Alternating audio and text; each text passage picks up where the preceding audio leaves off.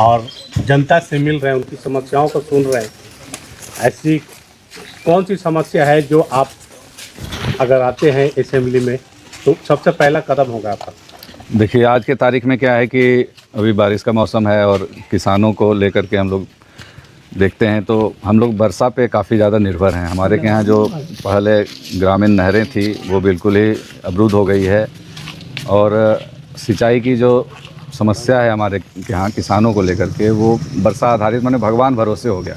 सरकार जिस तरीके से 20 वर्षों से प्रदेश में चल रही है तो किसानों की सुनने वाला नहीं है। अभी आपने देखा कि सरकार के एक बड़े पदाधिकारी ने क्या कहा कि किसान इस समय फुर्सत में है, जबकि आप जानते हैं कि किसान को इस समय फुर्सत होती नहीं है, वो अपराधी हो गए। किसानों को अपराधी बताया जा रहा है इस सरकार के अंतर्गत। एडीजीपी का ये बयान आया था, किसान जो है कि फुर्सत में रहते हैं तो ज़्यादा मर्डर होता है। हाँ, तो किसान का ये अभी नया रोज़गार, क्या किसानों ने अब कभी नया रोज़गार तो शुरू किया नहीं है। ये बताता है कि किस तरीके की मानसिकता की सरकार है। एडीजी जैसे उच्च पदों पे बैठे हुए पदाधिकारी इस तरीके का बयान देते हैं तो ये हम किसान जो हैं, हर आदमी यहाँ किसान का बेटा है, किसान है तो देश है। देश में जो हमारी महान जनता है उनका पेट भरने का काम किसान ही करते हैं। किसान जीवन देते हैं, जीवन दायनी है, ना कि जीवन लेने वाले लोग हैं। इस क्षेत्र में जो है सब्जियों के उत्पादित का होते हैं, लेकिन बाहर एक्सपोर्ट नहीं किया जाता है बहुत कम अंतर में, इसी कारण सब्जियों का मोल भाव बहुत कम रह जाता है। देखिए, हमारे किसान के यहाँ क्या है, cold storage, mini cold storage, जिसमें सब्जियाँ, आलू के तो कोल्ड स्टोरेज पहले होते थे, प्याज का होता है, लेकिन मिनी कोल्ड स्टोरेज होते हैं जिसमें सब्जियों को रखा जाता है, ताज़ा फलों को रखा जाता है। उस तरीके का कोई भी हमारी वजीरगंज विधानसभा के अंतर्गत कोई प्रावधान नहीं है। तो हमें जब मौका मिलेगा तो मिनी कोल्ड स्टोरेज पंचायत स्तर पर खोलने का प्रयास करेंगे, जिसमें कि किसान अपने सब्जियों के उत्पादन को रख सकें और उसका मुनाफा बेहतर तरीके से कमा सके। इससे क्या होगा कि उनके जीवन यापन में समृद्धि आएगी, उनका परिवार खुशहाल होगा। गांव-गांव घूम रहे हैं, क्या क्या समस्या सुनने को मिली? गाँव में जाते हैं तो युवाओं से मिलते हैं तो युवाओं को सबसे बड़ी समस्या रोजगार की है। आज भी आपने देखा कि पीछे सरकार ने, हमारे जो वर्तमान के मुख्यमंत्री हैं वो 24 से 26 बनने जा रहे थे तो उन्होंने द्वार खोल दिया। बिहार के जो दरवाज़ा था वो बाहर के लोगों की भर्तियां काफ़ी हो गई है।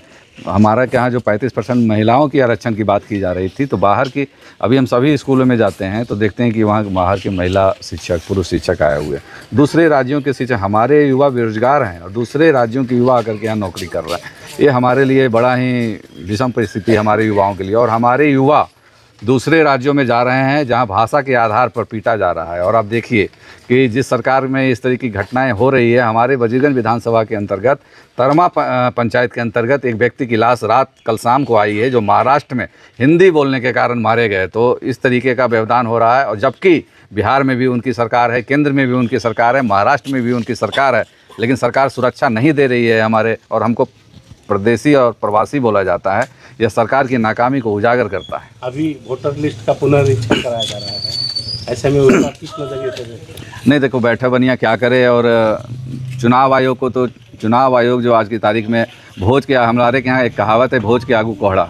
अभी हमारे के यहाँ चुनाव है, 25 सितंबर को पिछली बार आचार संहिता लग गया था। आज हम जून के 20 तारीख में हैं, मतलब मुश्किल से गिनती के दिन बचे हैं। पूरे प्रदेश में मतदाताओं का पुनरीक्षण के कार्य के अवसर पर हमारे यहाँ प्रवासी, हम लोग प्रवास बाहर करते हैं रोज़गार के चक्कर में। हमारे जो बाहर लोग चले गए हैं वो कैसे बनाएंगे? अल्टीमेटली ये सोशल मीडिया के थ्रू कहते हैं कि ऐप है, वो है। हमारी बिहार की जनता आज भी शिक्षा के मामले में काफ़ी पिछड़ी हुई है। वो उनका एक एजेंडा है जिसमें हमारे को परेशान करने का एजेंडा है। जो पिछले लोकसभा में मत दिया, उसके पहले विधानसभा में मत दिया, मुखिया में मत देता है और कई वर्षों से मत देता आ रहा है। आज उनको भी साबित करना पड़ रहा है कि हम ही वोटर हैं, हमारा अधिकार है, मतदान करने का अधिकार हमारा है, जो कि कहीं ना कहीं इससे प्रभावित हो रहा है। अभी वजीरगंज विधानसभा में जो वर्तमान एमएलए हैं उनका कहना है कि हम सड़कों का जाल बिछा रहे हैं और काफ़ी कुछ विकास हो रहा है यहाँ पे। आप उसको किस नज़रिए से, क्योंकि आप हर गाँव में जा रहे हैं, तो आपको क्या ये चीज़ दिखाई दे रहा है, विकास हुआ या नहीं हुआ?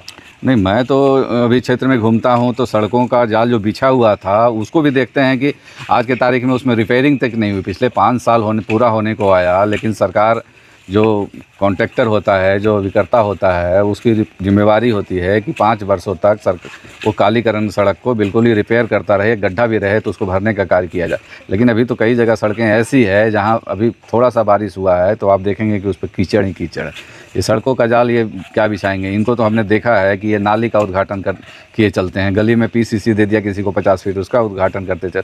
इन्होंने पूरे अपने कार्यकाल में कभी कोई किसी इंडस्ट्री की बात तो नहीं की, रोजगार की बात तो नहीं की, पलायन पर तो कभी नहीं बोला।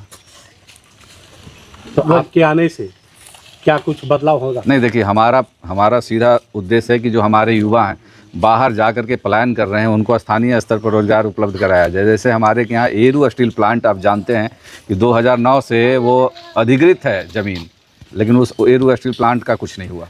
अभी सीमेंट फैक्ट्री के बारे में सुना था कि सीमेंट फैक्ट्री के लिए ज़मीन अधिकृत हुई है, तो क्या वो चालू हो गया?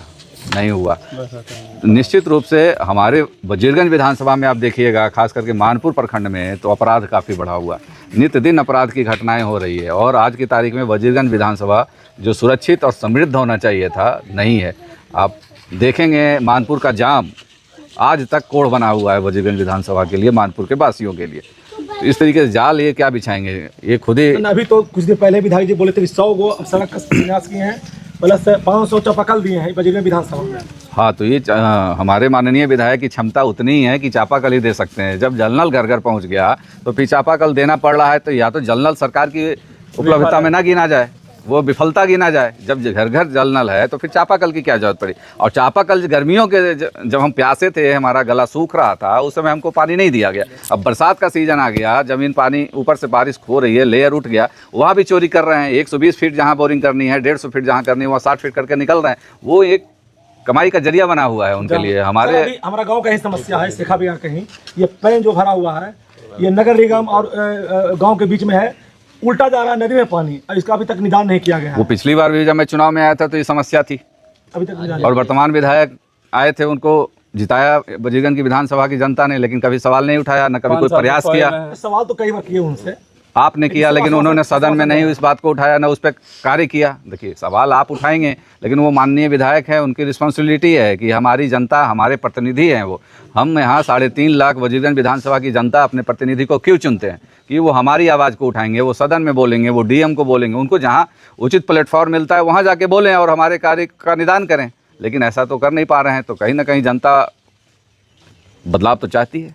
एक और सवाल है सर, जहाँ पे गंगा उद्भव प्लांट बना हुआ है, वहाँ पे अल्पसंख्यक समाज 150 के घरों में बसे हुए हैं, लेकिन वहाँ पर पानी सप्लाई नहीं हो रहा है। बताइए, जहाँ पे गंगा उद्भव प्लांट है वहीं से पानी नहीं है।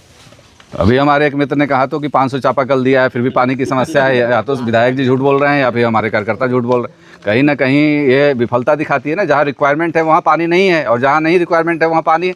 अब कहा तो गया है ना कि जल बीच मीन प्यासी, तो जहाँ गंगा है, जहाँ पूरा नदी है, वहाँ मछली भी प्यासी है। तो ये तो बहुत ही दुखदाई है हमारे लिए कि जब पानी भी, मूलभूत सुविधाएं क्या है हमारे लिए? पानी है, हवा है, सुरक्षा है, शिक्षा है, स्वास्थ्य है, ये सारी हमारी मूलभूत आवश्यकताएं हैं, रोजगार है।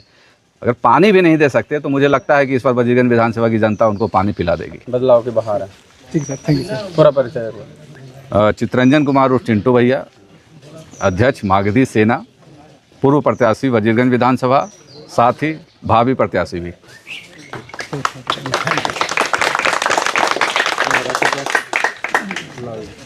रखो जल्दी।